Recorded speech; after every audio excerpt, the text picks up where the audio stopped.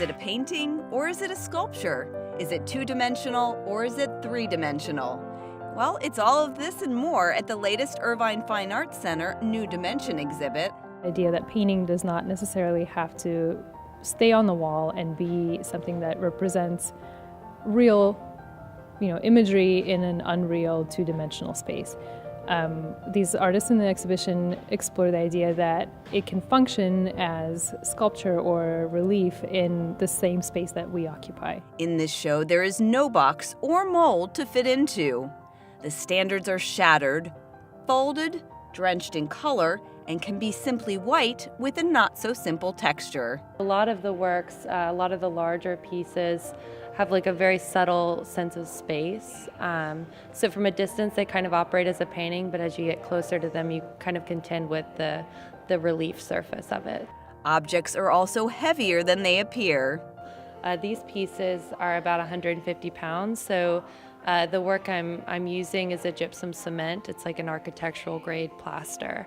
And yeah, it's really fun to work with. It's very physical work, but it's something that I love. Randy Hockett also loves experimenting with, growing, and creating crystals as the focus of her pieces. I think mostly what I'm interested in is doing things that I've never done before, that I've never seen done before.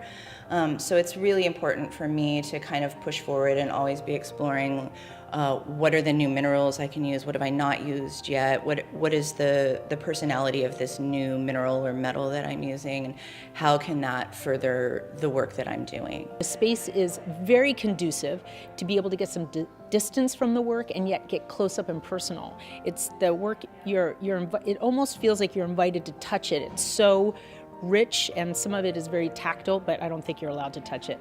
And to sum up the work, I would say a really cohesive expression of several artists' ability to be subtle and complex at the same time. Younger art enthusiasts share why they like the show. Almost all of it has some sort of 3D ability. Like this one, it has like creases in it. It's not just flat.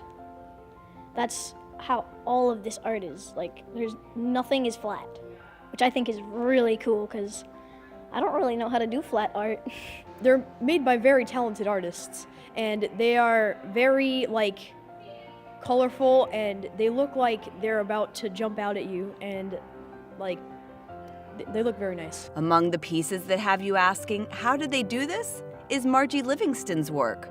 Her paint block and blanket are cause for pause. Block of paint starts with a big sheet of paint that I pour the paint onto a flat surface.